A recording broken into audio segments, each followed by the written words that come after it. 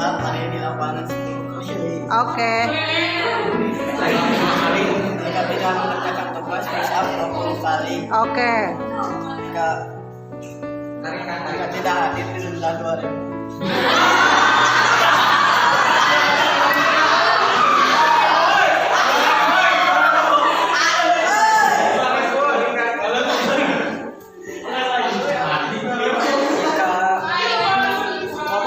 Main HP. Main HP di depan guru. Kalau lalai? Sit up 40.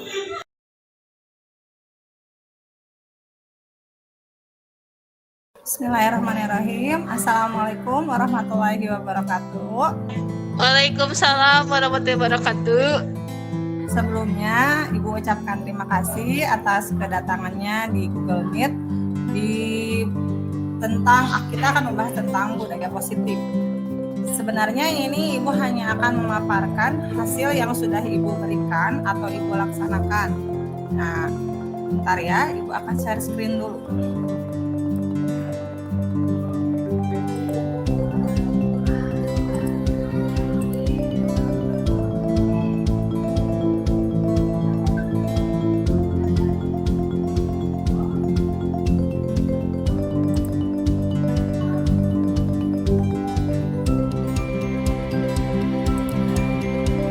Terlihat?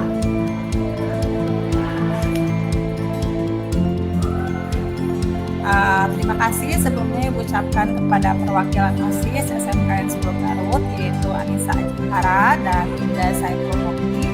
Kemudian dari bidang pendidikan yang lain, yaitu dari Bu Nur Malinda dan dari Bu Dina Herdiani, saya sendiri, dan yang terakhir adalah dari Bapak Sahrul Siti. Terima kasih atas kehadirannya di Google Meet yang hari ini akan saya tampilkan. Hari ini Ibu atau saya akan mensosialisasikan mengenai modul 1.4 tentang budaya positif. Nah, di sini apa sih itu budaya positif? Jadi sebenarnya budaya positif itu adalah untuk menumbuhkan disiplin. Jadi untuk membangun budaya disiplin positif, sekolah perlu menyediakan lingkungan yang positif, aman, dan nyaman. Nah, salah satunya adalah menjalankan disiplin. Disiplin. Kenapa perlu disiplin? Karena disiplin itu menjadi arahan atau tanggung jawab dari siswa itu sendiri. Kalau siswanya itu punya disiplin atau motivasi di dalamnya itu ingin menjadi disiplin, dia akan menjadi orang pribadi yang bertanggung jawab. Nah, disiplin di sini kebanyakan dari kita ketahuinya hanya ada hukuman, gitu ya, reward dan penghargaan atau punishment. Tapi sebenarnya hukuman yang kita berikan kepada orang lain itu haruslah dibentuk dulu di kelas masing-masing, yaitu dibuat dalam bentuk keyakinan kelas. Nah, setiap tindakan atau perilaku yang kita lakukan dalam kelas dapat menentukan terciptanya sebuah lingkungan positif. Seperti yang sudah Ibu lakukan di 10 MM2, di sana kita buat keyakinan kelas. Jika beberapa siswa itu melakukan kesalahan, kalian itu harus membuat hukuman itu sendiri. Nah, berarti itu sebenarnya bukan hukuman dari Ibu, tapi kita sebut dengan konsekuensi. Kalau hukuman itu kita tidak tahu. Jadi kalau konsekuensi sudah dibahas dan disetujui oleh murid dan jadi di sini kita hilangkan kata hukuman dan ganti dengan kata konsekuensi. Terus contoh-contoh dari keyakinan kelas di sini pertama ya, seperti yang sudah dilaksanakan. Ini juga. Nah, si budaya positif di sini, kalian itu sebagai siswa atau saya sebagai manusia, kenapa misalkan melakukan kesalahan? Karena sebenarnya kesalahan itu bukan disengaja, tapi memang karena kita sendiri itu memiliki kebutuhan dasar. Jadi tiba-tiba kita melaksanakan sebab akibat itu karena kitanya sendiri memiliki 5 kebutuhan dasar. Itu ada 5, yaitu kebutuhan bertahan hidup, cinta dan kasih sayang, penguasaan, kebebasan, dan kesenangan. Nah, di mana kita yang memiliki sifat yang lebih dominan? Apakah kebebasan atau kesenangan?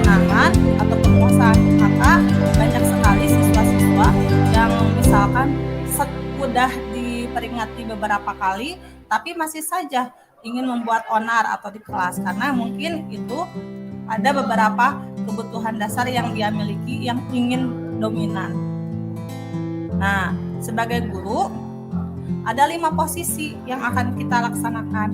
Bisa jadi sebagai penghukum, bisa jadi sebagai pembuat orang merasa bersalah, menjadi teman, juga bisa monitor atau pemantau, dan juga bisa sebagai manajer. Nah, alangkah lebih baiknya apabila kalian apalagi di OSIS ya, nah kedepannya itu akan memberikan konsekuensi. Jangan bersikap hanya sebagai penghukum saja, tapi harus ada 5 yang harus kalian lakukan. Tergantung orangnya. Kalau orangnya itu sangat-sangat rewel, bisa saja kita lakukan posisi sebagai penghukum.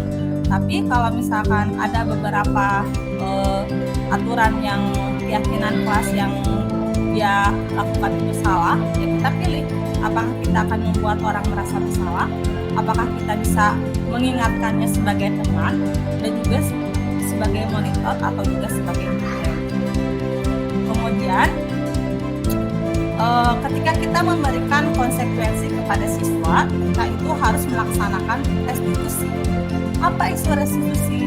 Restitusi itu adalah proses menciptakan kondisi bagi murid-murid untuk memperbaiki kesalahan mereka, sehingga mereka bisa kembali kepada kelompok mereka dengan karakter yang lebih kuat. Nah, langkahnya seperti apa? Ada 3. Ketika kita melakukan hukuman itu ada 3. Yang pertama harus menstabilkan identitas, jadi menanyakan kenapa dia melakukan hal tersebut. Yang kedua itu validasi tindakan yang salah, apakah benar dia melakukan tersebut. Yang ketiga itu adalah menanyakan keyakinan. Nah, keyakinan yang dia lakukan itu ketika dia sudah tahu dia salah, akan dia laksanakan ke depan. Nah, seperti itu. Jadi ini sebenarnya adalah tugas dari saya untuk mensosialisasikan mengenai budaya positif. Nah, si budaya positif ini kalian juga kalau untuk OSIS bisa kalian lakukan di sini ya. Ketika memberikan konsekuensi kepada teman-teman kalian, pilihlah 5 posisi kontrol ini. Jangan hanya menampakkan wajah garang, wajah membuat orang lain takut, tapi ada 5 posisi. Apakah bisa sebagai penghukum, sebagai pembuat orang merasa bersalah, bisa sebagai teman, sebagai pemantau, dan juga sebagai penghukum. Kemudian yang saya sudah melakukan atau ibu sendiri, saya sudah melakukan penerapan restitusi di link YouTube sini. Mungkin nanti kedepannya bisa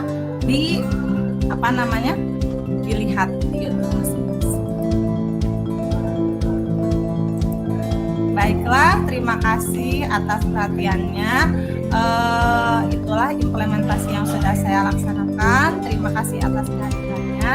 Saya ucapkan akhir dari saya. Wassalamualaikum warahmatullahi wabarakatuh. Waalaikumsalam warahmatullahi wabarakatuh.